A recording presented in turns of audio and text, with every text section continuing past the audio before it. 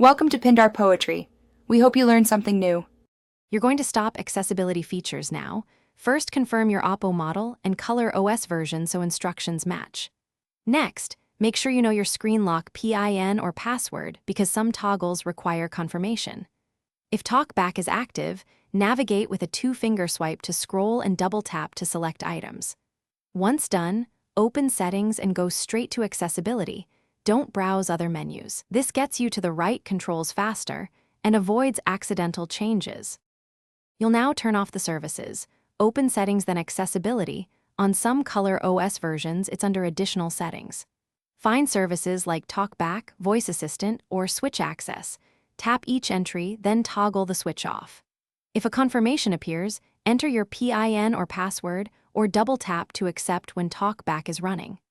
Make sure to disable any app-specific accessibility entries too by checking Installed Services. This ensures third-party apps aren't re-enabling features later. Finish by rebooting the Oppo to let system services reset. This often clears lingering accessibility state. If a specific accessibility option re-enables itself, inspect app permissions and uninstall any recently installed apps that request accessibility permission.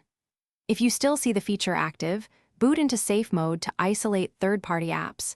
In safe mode, test accessibility.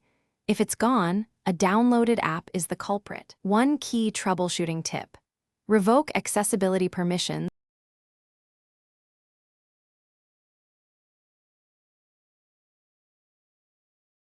Thanks for watching. Consider subscribing if we helped you.